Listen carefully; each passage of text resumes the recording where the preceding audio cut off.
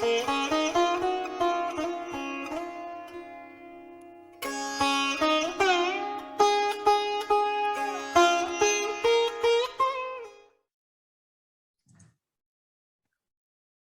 right. Well, hello there, and welcome to the White Lotus of Light interview series. And this is part 2 with Sami Richard.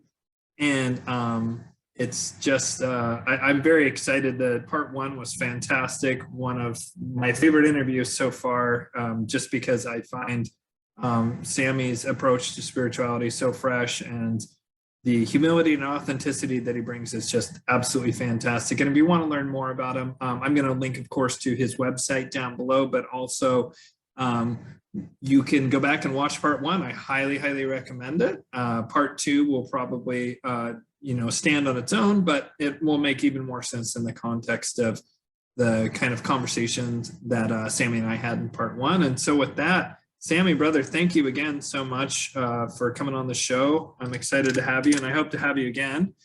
And I'm just going to open up with, this is the more intimate part 2, where I tend to ask more personal questions. And so, Sami, what are you learning about right now that's most like kind of catching your attention and interesting you?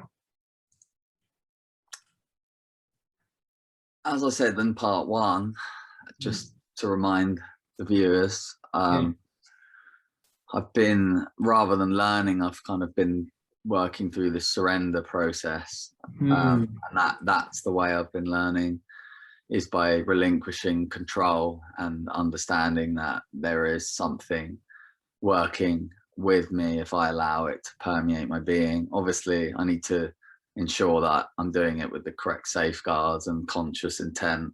Otherwise, of course, you can open up to not so favorable aspects in terms of external things. But I found the surrender stage, this phase, to be very helpful at just allowing events to unfold as they should, without trying to control too much on my own, and allowing what I need to continue down my path to come as a reflection of that.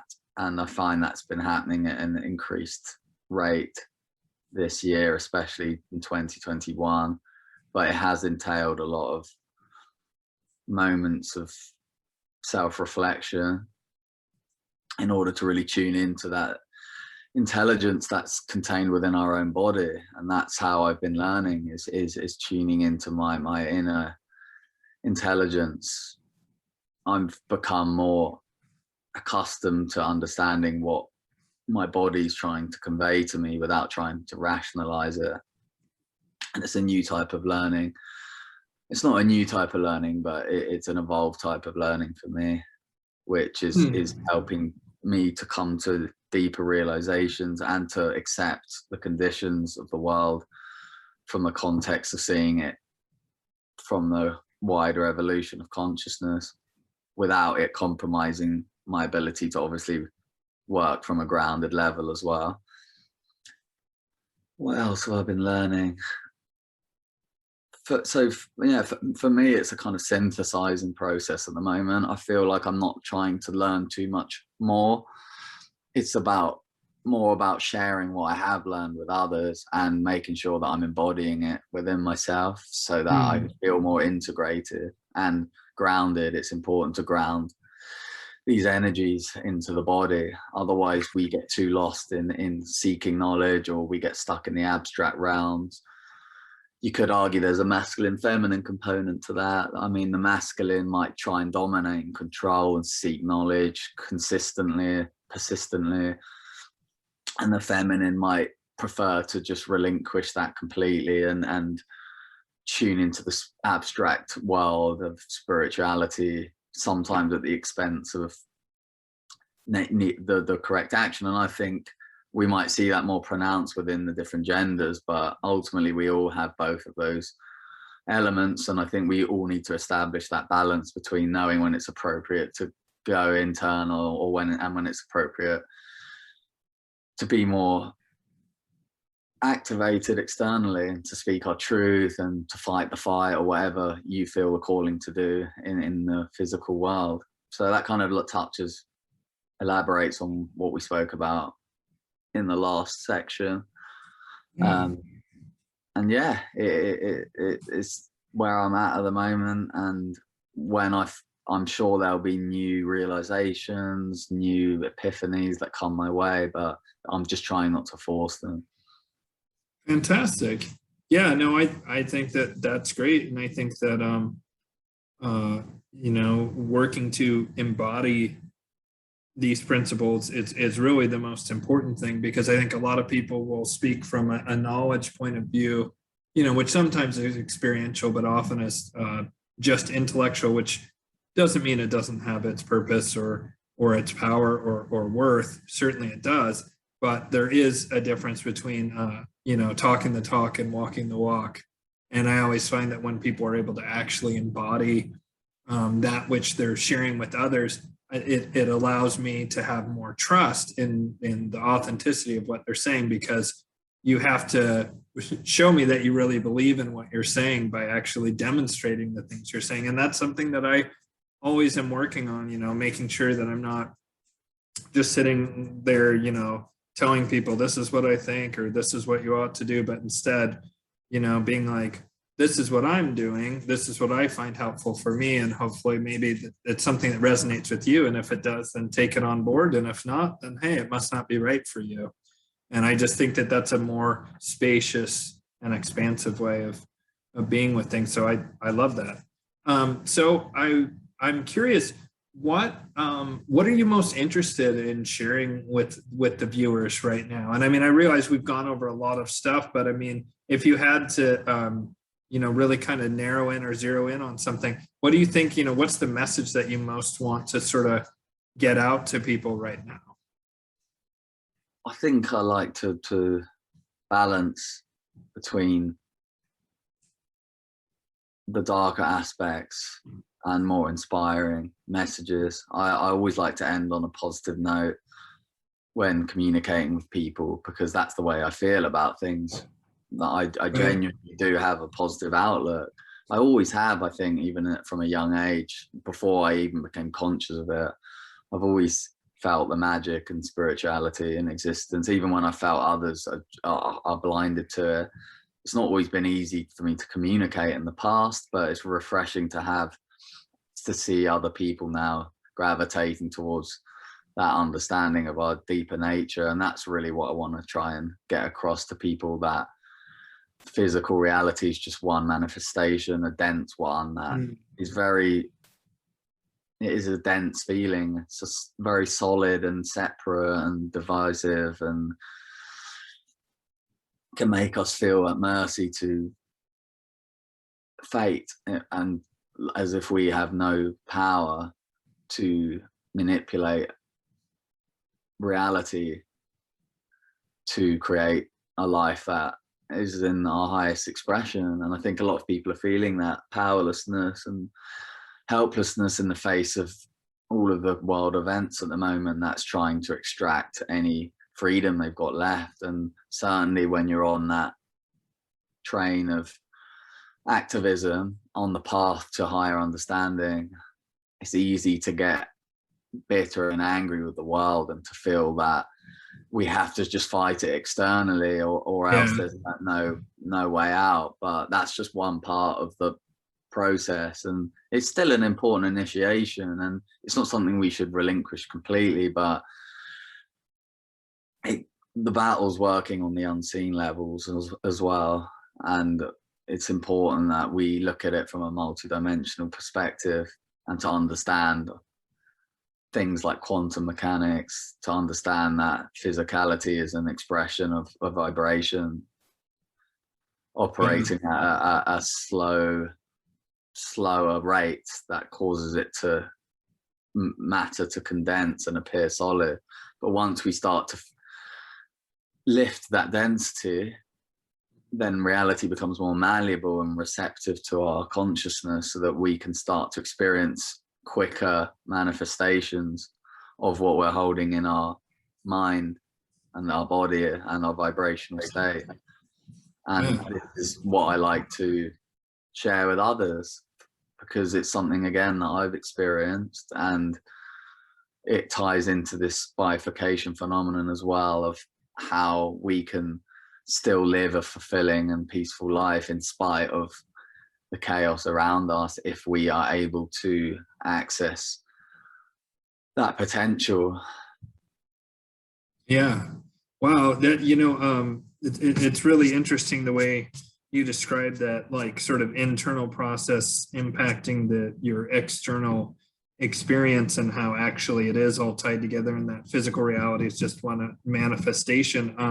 I'm no expert on what I'm about to speak on, but I guess I know just enough to be dangerous. But I'm actually having a guest on in a couple weeks, named Paul Tisdale, and he's an expert on Kabbalah. And he, you know, talks about it quite often, and he may very well watch this and then correct me on that I said something very incorrect. But one of the things I like that I've learned with my very neophyte understanding of it is that there's the concept of, there's sort of the Godhead, the original emanation from which everything arises, and then it drops down through a realm of archetypes, and then through a realm of like gods and sort of angels and spirits. And, you know, Kabbalah tends to deal with the tree of life, and I'm talking about the tree of life aspect, but in a certain sense, there's a reflection of the tree of life called the Qilithoth, which is like demonic influences and more about materialism and darker passions and so forth. But there's this emanation that comes down, and it comes through the realm of archetypes, and then gods and angels and spirits, and then eventually it comes down to like the physical world. And likewise, you can, if you get in touch with that deepest connection of emanation, which is your connection to everything, of which everything is all one, and then move down into the realm of archetypes and start bringing your mind and your conscious awareness to an archetype that you wish to embody or express or bring into the world, and then filter that down even further, you kind of like bring down into this dense layer of reality this more higher vibrational energy from higher dimensions that then very literally changes the world around you. But in order to really be able to do this effectively, like as a magician or just as a spiritual mystical person, you first have to, you're not going to have much success. In fact, you may manifest things that you don't want at all if you don't first work on integrating your shadow, work on that hieros gamos, like the union of opposites within yourself, of masculine and feminine. If you don't do that work first, then you can have terrible outcomes if you start to try and dabble directly in the powers of creation. And that's why I think it's so useful for people to, if they want to change the world, just stop, slow down, start going inside until you can hear your intuition again. A lot of people can't even hear their intuition. They're going so fast. They're so just like, you know, that hamster on a wheel, that they can't hear that small, quiet voice of intuition. And how you do that is by just slowing down, getting out into nature, going on walks like we talked about in part one, listening to music, getting back in your physical body, taking a warm bath, you know, meditating if that's your thing. So for some people, meditation isn't useful. For others, it's life-changing. But just doing things to start calming your body and your mind and calming your nervous system, and then that can really open things up. And then you can start grappling with the deeper issues of like shadow and emotional alchemy, like we talked about in part one. And from that place, you can really, really, truly change the world in quite miraculous ways. But really, the first step is going through the process that we described in part one, that you illustrate so wonderfully, that in-out process on your website, shifting time. Is it timelines or shifting time? Timeline. Singular. Yeah. And that will be linked down below. And I highly recommend everybody check out Sami's, follow him on Facebook and check out his beautiful website. This really beautiful design, by the way. I'm just a tiny bit jealous of how slick it looks. I'm very proud of my website, but yours is really, really gorgeous. So yeah, Sami talked in part one about this process that can really help you to start to move through conditioning and awakening, and then embodiment, and then evolving from there. And that is how you can really start to change things in a way that can be really powerful for you in your day-to-day experience. And so thank you so much for that answer, Sami.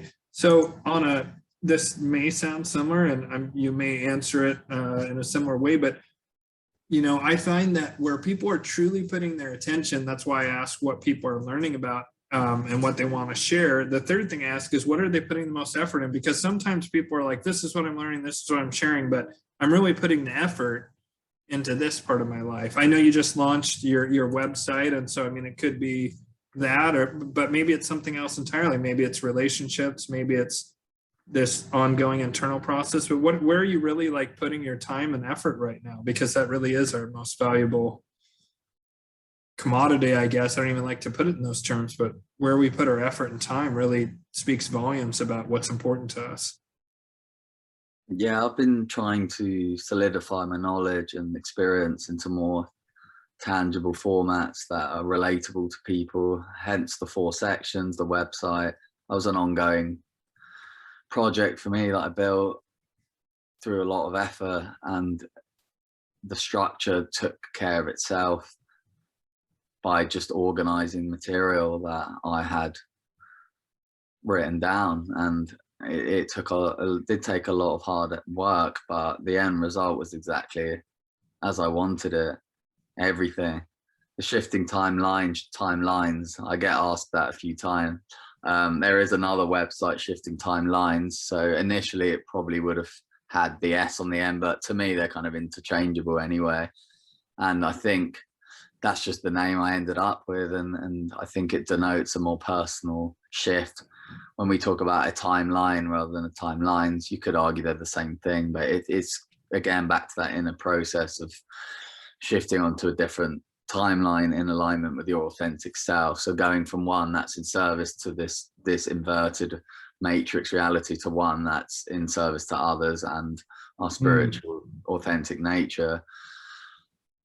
So I was happy with that, because that's a topic that I really resonate with, this idea of different trajectories and timelines, without, like we said in part 1, getting too lost in escapism and stuff. That's not the way I see it. It's an embodied approach.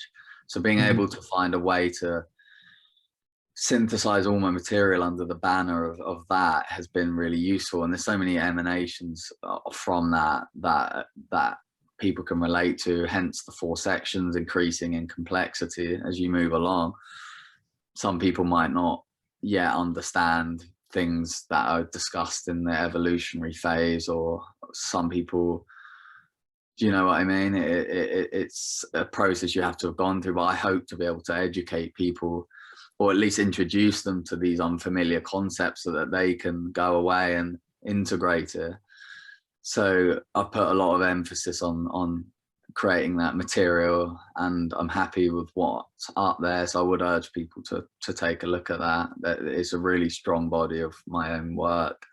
And you can also find my social media posts in chronological order on the homepage and on the update section as well. So for those that want a more safer container really to see my work, I would advise going to the website rather than just being stuck in this quagmire of social media, which has all these adverts and distractions and arguments and projections. You can easily go on social media to check something and then end up down a rabbit hole that you didn't intend on doing. So I think it helps to refine people's focus to have these platforms to go to whenever you feel like you want to connect to something. And that's what I want to provide for people. I want it to become an encyclopedia of my life and my work, and I want to build that most importantly above anything else. So really, other than the internal stuff I've already mentioned, that's where my primary focus has been and will continue to be, building upon that, but without forcing it, because like I said before, it needs to just build itself really. Yeah, well, fantastic. I didn't know that all your social media is on there. I might check that out myself, because I do sometimes find that you have like almost 5,000 friends or whatever, so you can have quite elaborate conversations down below. I know that I was actually trying to get your attention on a few of those by commenting, and I was like, he's probably never going to see these. I think you eventually did see one, but it's there. There's I was so inactive during. I was just not on social media at that time at all. Really, yeah. I only posted once or twice in the last few months. But yeah, I did see.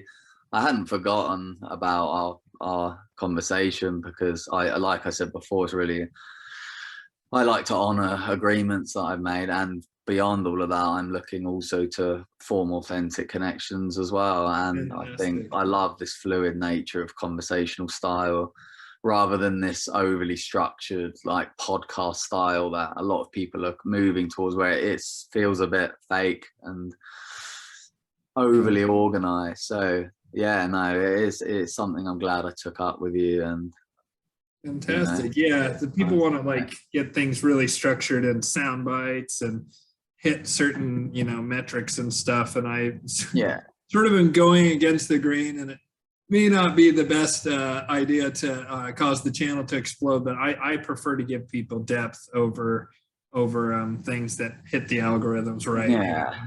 So, so I do have a even more a personal question. So I think in the past, 18 months, 20 months, whatever, since the beginning of this pandemic, a huge amount of people, I know I certainly have had, we talked in part one about dark nights of the soul and challenges and so forth. And I have had, real personal struggles, relationship stuff, all manner of things. Like I quit a job in a career that I've been doing for 15 years to start my Vedic astrology, Reiki, and like angelic magic. I do theurgic magic. It's one of the things I do, working with angels. And I decided to finally just go full into that and doing these interview shows to make sure important voices like yourself are being heard by as many people as possible. And there was no way I could do that and also do my job of social work, which I had done for 15 years. And I feel like I got out with time served, because boy, was that a hellish job at times. I've always wanted to help people and give back to the community, but sometimes I just felt like I was smashing my head against the wall. And so, I had a real struggle for me was having the courage to make this big shift. And then things with relationships and family and all kinds of stuff, and friendships blowing up over the past year. I've had crazy friendships blow up. And so I've had a lot of struggles. And I like to share that to some degree with my viewers, just because it's okay if you're struggling. It's okay if you're struggling. Like a lot of us, basically, I think everyone who's honest has had some really tremendous struggles during this past 20 months, especially, but really throughout our entire lives. A lot of times people look on social media and someone's like their $40,000 wedding, and I got my new job making $100,000 a year, and check out my new car, and here I am in Bali, and and people put on this perfect, Instagram filtered life, and people think that that's real, and they compare their life to that, and it can do real tangible psychological harm. And so in the interest of that and transparency, is there anything, and you don't need to go into too intimate of details, but are there any struggles that you've had over this past, say, 20 months that you would like to share with the viewers, and like kind of like how you work through it, or perhaps it's ongoing?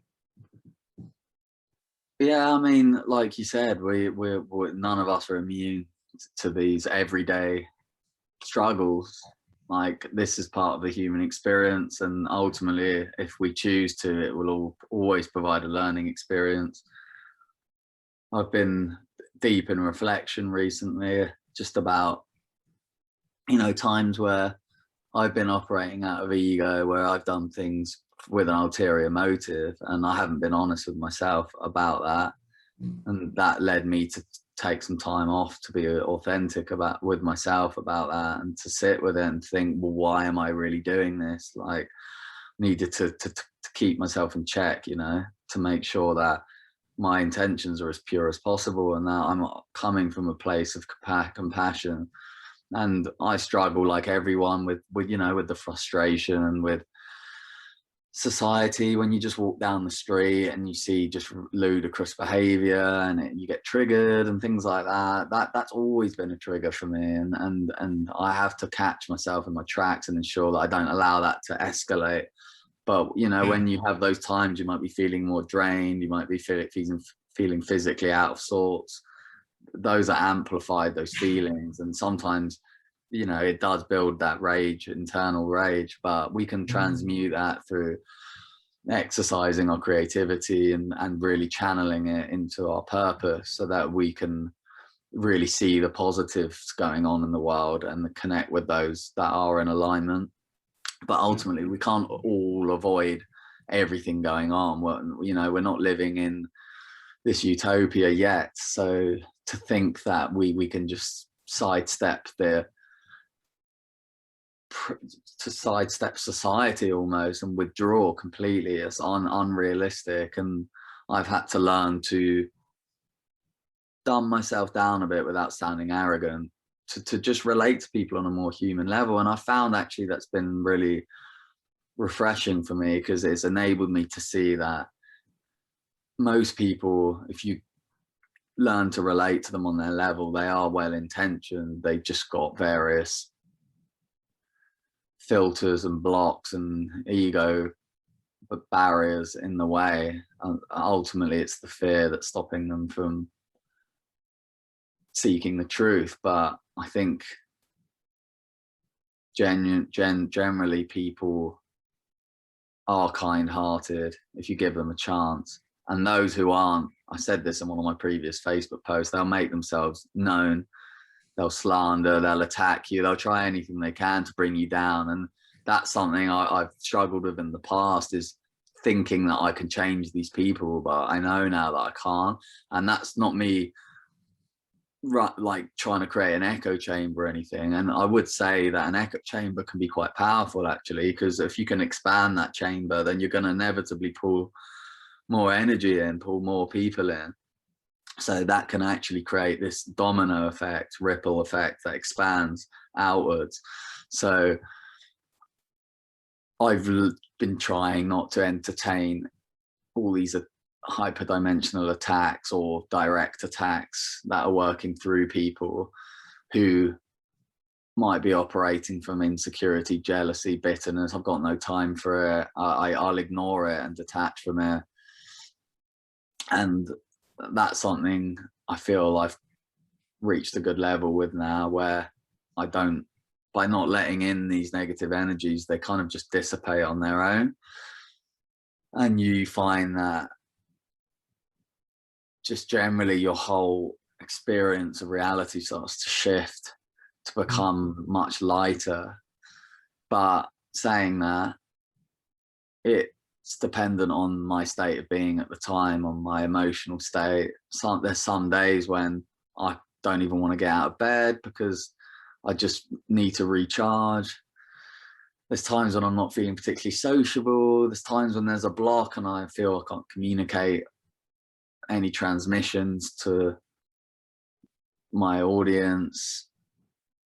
And I've learned to now just embrace that and just to only communicate when I know that it's coming from the right place, because otherwise it's not going to be received in that light that you want it to be, and you're starting to move back into ego again.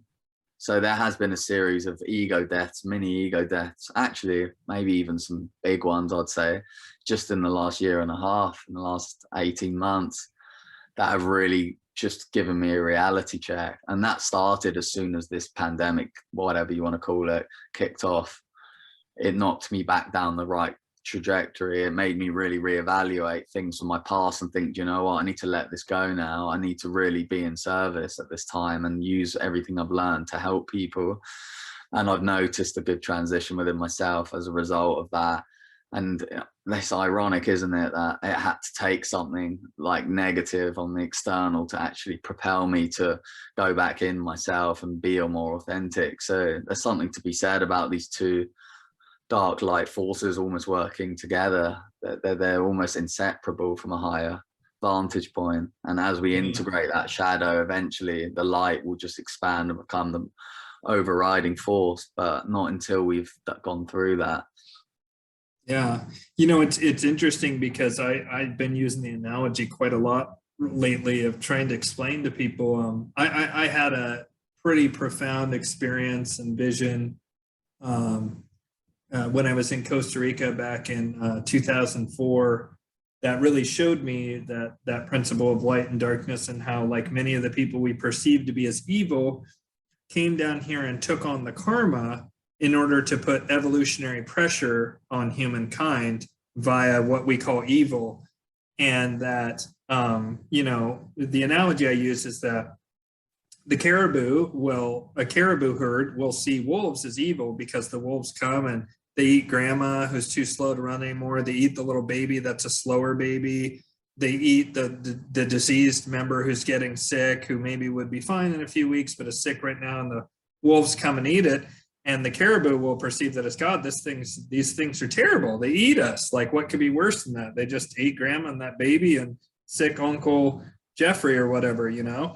And it seems really bad. However, when the wolves, when something happens, like a disease goes through the wolf population, or hunters kill the wolves, or whatever it is, and the wolf population crashes, what happens then is that then the caribou herd expands massively. And a lot of these slower babies, they get old enough to breed, and then they start breeding more slow babies, and they start having like more and more elderly, and they start eating all the food, and there's basically very little food left. And what happens is the caribou population will eventually collapse due to starvation and disease that rips through, because the diseased individuals are no longer being picked off by the wolves. And, you know, I'm not at all wanting to make a social Darwinism or eugenics argument here. I'm just saying that what the wolves actually do is they keep the caribou herd more genetically fit, and they make sure that the food is going to healthier individuals rather than the old caribou who get pulled down by the wolves.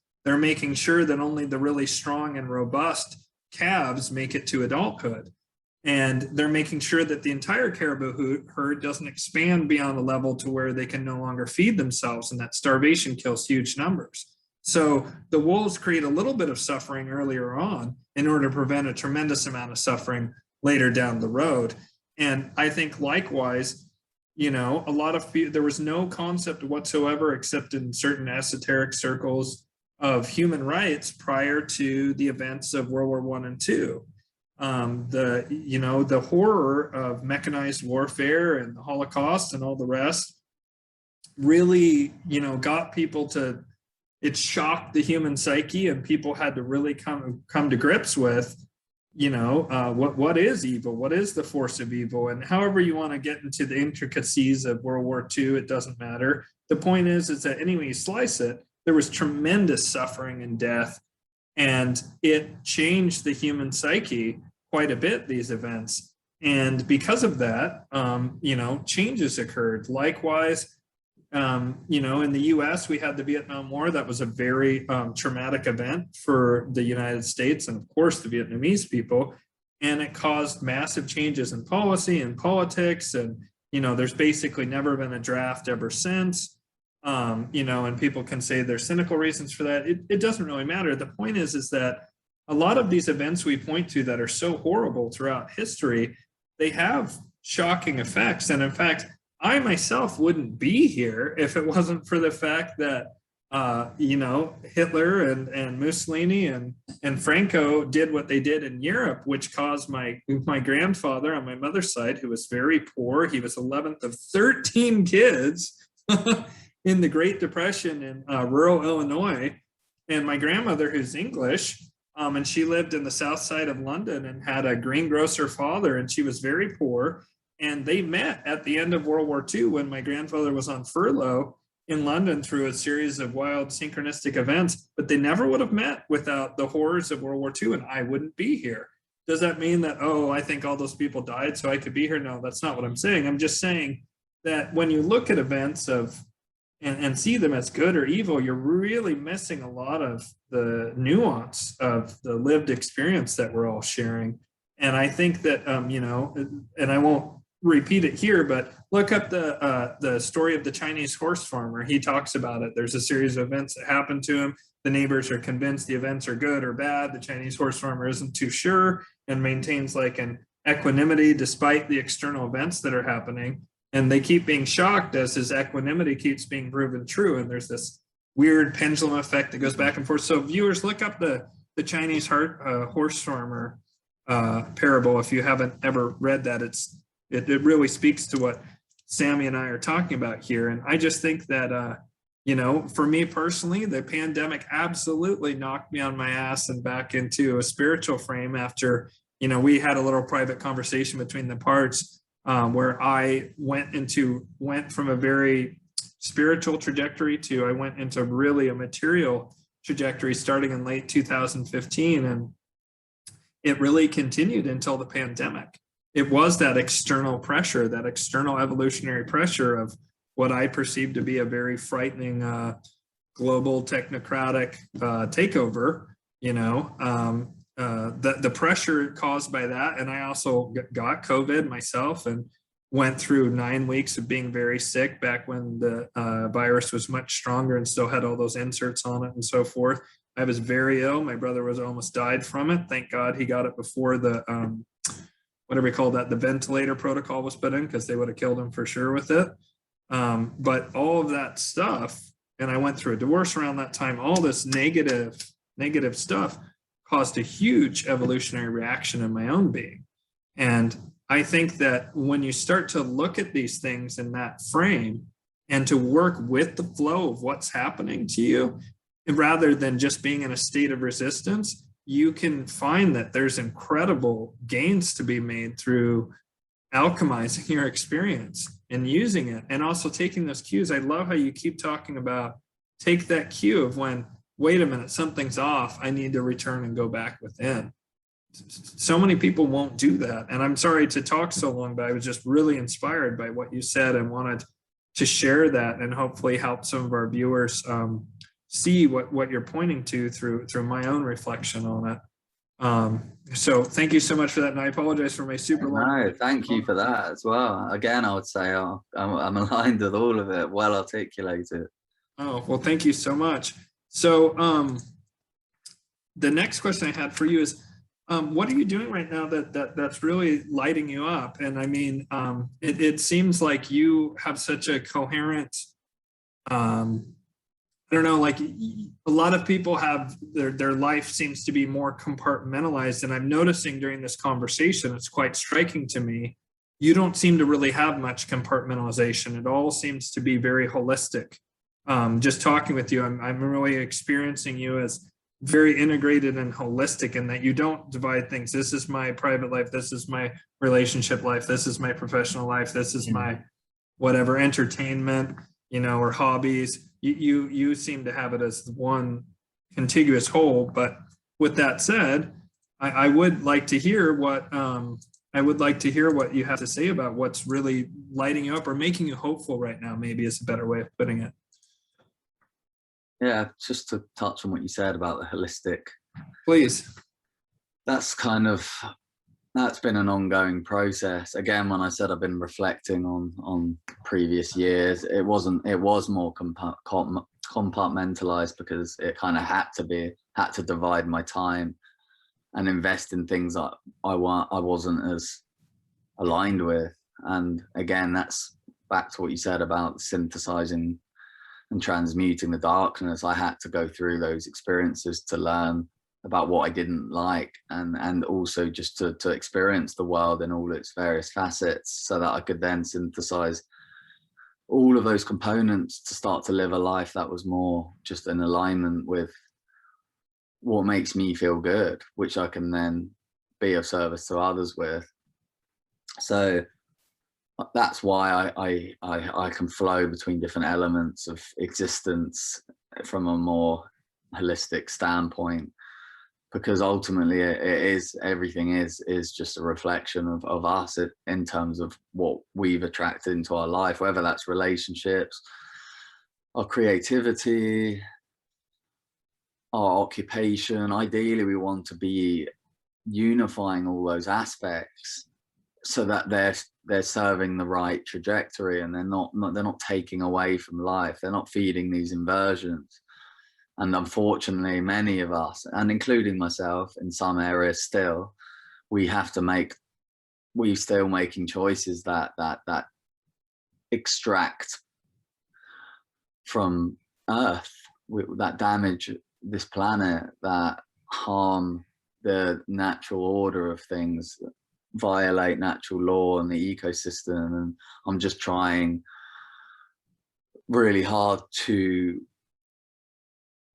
just challenge every choice that I make and ask myself, is there another option here, or am I acting out of fear when I make this choice? Can I just really put my trust in the divine here and know that if I make this choice that might feel more uncomfortable and more unrealistic, can I trust that that will reap the reward through manifestation in the physical world? Because that's how reality works. But sometimes you get that block where you want to take the easy route, the familiar route, or you start to feel insecure about your potential, and you just resign to second best, or you go back into this illusory comfort zone, and that impedes your development. So I've diverged from your question, I'm aware. Can you just repeat what the question was? I think that's in some way linked to your question, but maybe not fully. Oh, I just asked, like, what if anything is lighting you up right now, or giving you like a real sense of hope, like what's some kind of positive aspect in your life that's really come to the fore in recent weeks or months? Yeah, and I think your answer is excellent. Yeah. Funnily, that is kind of a similar answer to what I would give. That is lighting me up, that I am living that more authentically to myself in many areas of my life. There's a few hurdles to overcome, and there will be more as the darkness tightens its grip and really tries to stall us from our own personal timeline. But seeing in my own life those elements come together, and I knew they would be. I've always been keen on reaching this plateau in my life where everything's in a relative state of balance. And I understand balance is an ongoing progression, but that state of being where you're more present and able to attend to the things that are important without all this mind clutter and worry or relationship problems and all of this. I've had my fair share of them, but it gets to a point where you're just learning the same lessons on repeat, then they're not going to go away until you've got to the core of what the root of what the problem is. So that's inspiring me at the moment, those changes that I've made in my personal life, and again providing more content, or whatever you want to call it, to share with others about that, because I think a lot of people are still caught up in the drama of things. They're still dealing with unhealthy attachments. They're still trying to change someone's free will. They're still operating through resistance, a good word that you used earlier. Like, we need to move from a state of resistance to a state of flow. And that means learning to accept things as they are, and knowing when we can't change something, but just by changing ourselves and being that inspiration, we will influence others, because they will start to feel that pull of positive energy, and that in itself has the ability to transmute some bad choices they may have made without us having to infringe on their free will and leaving them in a state of resentment towards us for being the person that changed the path they were on and that they needed to be on to learn their own lessons. So we have to respect people's choices and free will, in spite of us knowing that it's a potentially a destructive choice. But like you said, we've all made those choices ourselves in the past. We've all gone into the darkness. We've all experienced relationship problems, blah, blah, blah. So we can't deny other people that learning experience as well, even though it might be happening later for them. We have to remember our humble beginnings on this journey, and to understand that we've once been those people. And I'm just trying to refrain from judging too much. Wow, that's That's beautifully said. And I'm really glad you brought that up, because that's what's allowed me in a large way to come to peace with the gravity of unfolding events. And, you know, I'm someone that's blessed and or cursed with the ability to some degree or another, be able to, through mystical visions or through intuition or extrapolating stuff from logical cause and effect, that I'm able to a large degree kind of see the future. I mean, sadly not in the form of lottery tickets, but you know, just general trends in society and so forth. And so many things that I saw or learned, you know, decades ago is now coming to pass in a very in your face kind of way. And even despite that, it wasn't shocking to me in the sense of it wasn't unexpected, the way I think a lot of these recent events have been for many people, have been just completely, it's like out of left field. Some people, it's caught them so off guard that despite the fact that to me, it's obvious what's happening. You know, I know some people who have been, I don't know, preppers or whatever, you know, talking about, oh, industrial civilization is going to collapse, blah, blah, blah, the government's going to collapse. They've been talking about that for 20 years. And here it is right in their face. And they don't see it. They don't see it. I don't understand it. It boggles my mind to the nth degree. These are people who have been, you know, anti-authority for as long as I can remember them, you know, listen to the Dead Kennedys and Built to Spill and other like punk bands, you know, and then, you know, a good example, Jello Biafra, who was the lead singer for the Dead Kennedys, the front man and everything. He's going along with this nonsense. And I'm like, really? You know what I mean? This is in contrast to everything you've ever said. Yeah, but what's that band, Rage Against the Machine? Like, yeah. Like it's just so ironic that they'd be attending, playing an event that requires proof of, you know, papers or whatever. It's just, I haven't your medical proof. You know, this is a band that well, one of their, you know, the lyric, fuck you, I'm not going to do what you tell me, or something like that. Yeah. It's like, well, what are you talking about there? Because you're doing precisely what they're telling you, and you're encouraging others to do it, which violates your, that's the thing, I know, the very thing that attracted people to you in the first place. So, yeah, you know, the mind wonders why. Yeah. You know, there's something deeper at play here than just, you know, it could be, there's plenty of reasons why they may be silent or even aligned with the wrong side during this time. Yeah. But I still don't think it's necessarily excusable. I think we need to find the courage to just, I know it's harder for people in those positions to perhaps speak out, but well, nothing's worth it on a soul level, really, at this time. We need to be speaking what we feel to be true. They can cry themselves to sleep at night in their pillow made of $100 bills. So yes, they would lose a lot of their privilege and stuff, but it's like they would still have so much unless they've totally wasted it away. But what I was going to say is what's allowed me to come to peace with this kind of stuff, although I do get a lot more annoyed with high level personas like, you know, Rage Against the Machine or Jello Biafra or Starhawk. Jeez. You know, or these people who used to be you know, supposed leaders of anti-authoritarian, you know, movements of various kinds, you know, paganism or musically or whatever. I do have trouble more with those people at that level. But when it comes to regular people who are going along with things, sometimes, you know, especially if it's personal, their friends, family, you know, which I have friends and family are going along with it big time. What I've just had to come to terms with is exactly what you said. It's free will.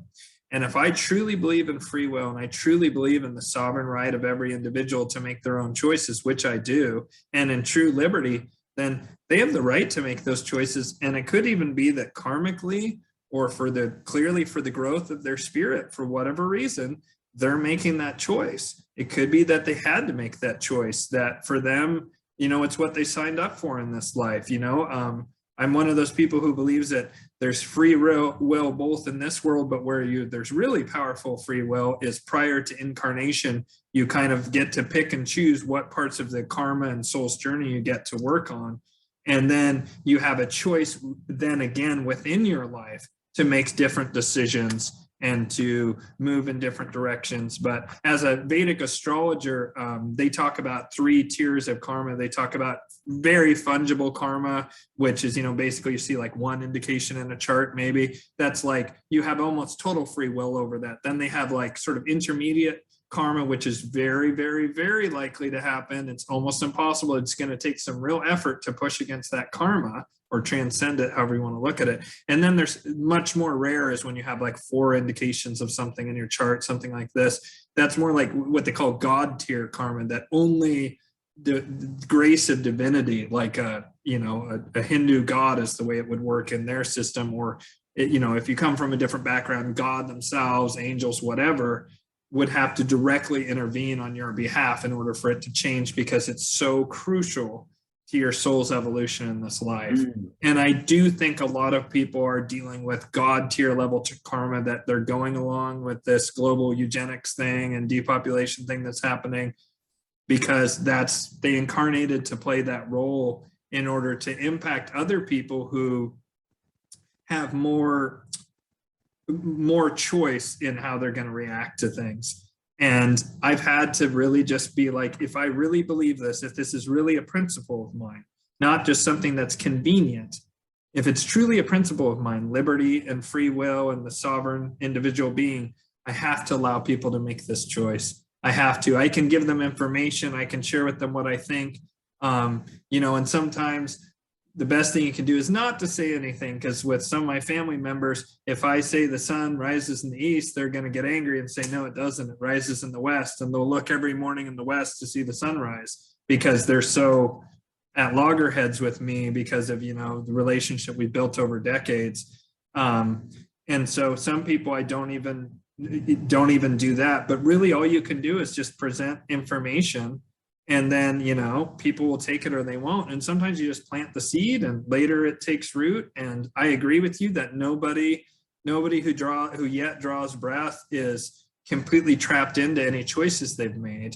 And that's where grace comes into, where people can make different decisions. They may have, or they will have to live with the consequences of those decisions, but they can start to move into a different direction. And that's where we can then help these people. And that's one of the things we have to do. Some of us have been really hurt because we've been called conspiracy theorists or batshit insane, or people have looked down on us and derided us. And some of those same people will at some point come to you and say, I think you were right, or blah, blah, blah. And they'll probably be sheepish, and they may not even want to approach you because of how angry and inflamed things got at some point when you were talking with them.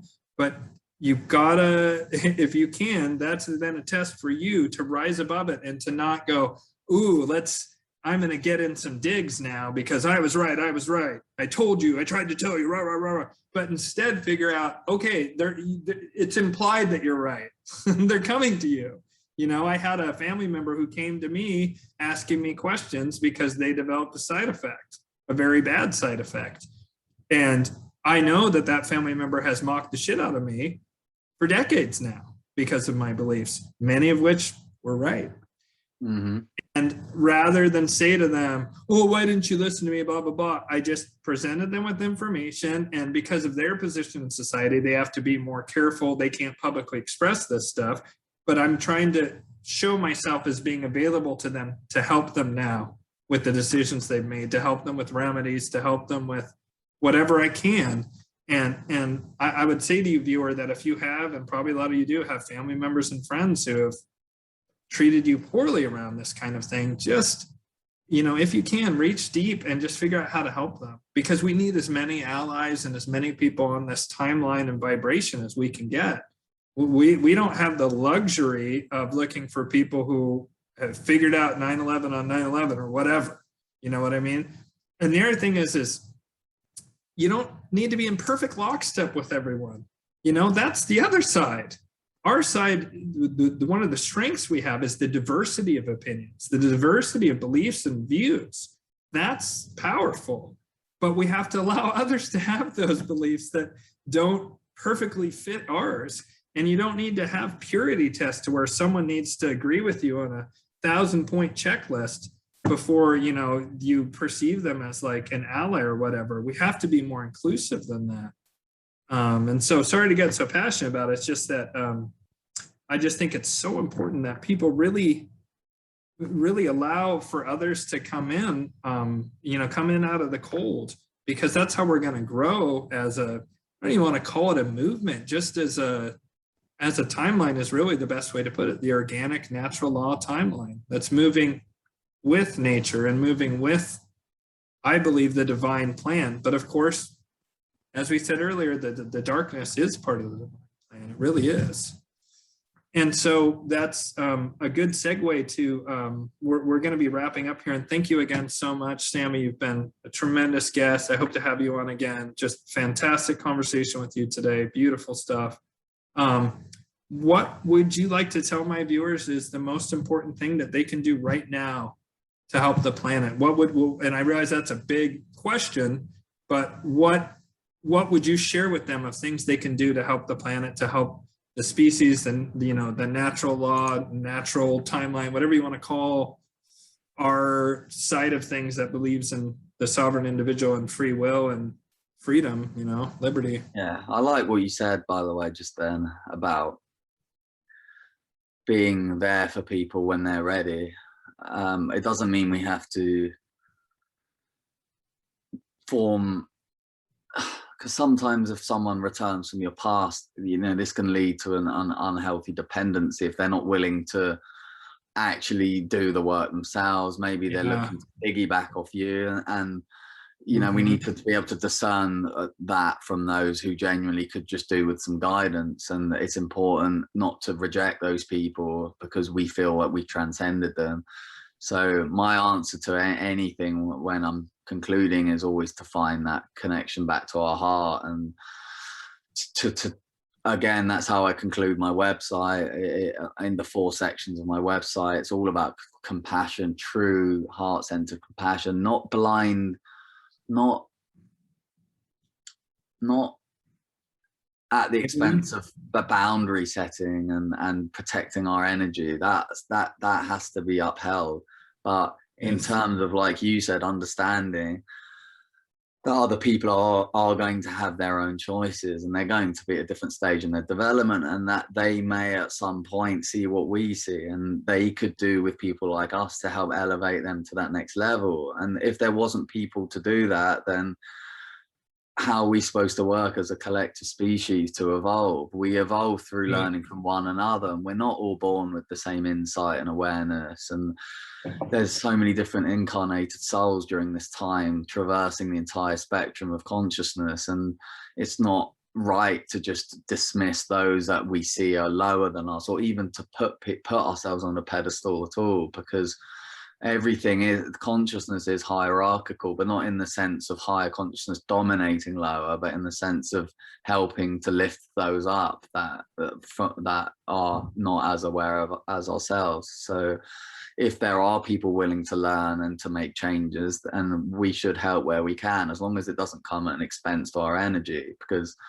if we're not kept in check, then we are not going to be of use to others. So I think it's important to make sure that we are affiliating more with people aligned on a more soul level with us, but also being open to assisting others that aren't on that same wavelength as us, perhaps, but investing a bit of time towards doing bits for them where we can as well. And that way we will start to see this collective shift towards, like you said, that organic timeline again, where we start to reconnect to our true nature internally, and we start to respect the planet again as, our mother, as the place that's hosting this life for us, and respecting and revering the earth as a living entity in its own right, because that's what the planet is. It's got its own consciousness, it's experiencing its own evolutionary journey,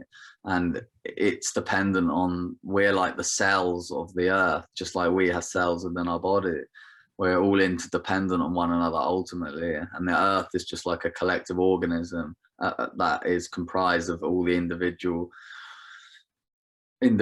that are part of this collective consciousness. And when we change and we start to align together, then the earth will shift, but that will then reverberate across different dimensions, and then it will ultimately change what goes on the macrocosm level of the macrocosm, which is the whole. So every choice and everything we're doing is interacting with one another in the quantum field and has a consequence somewhere, even if we can't see it.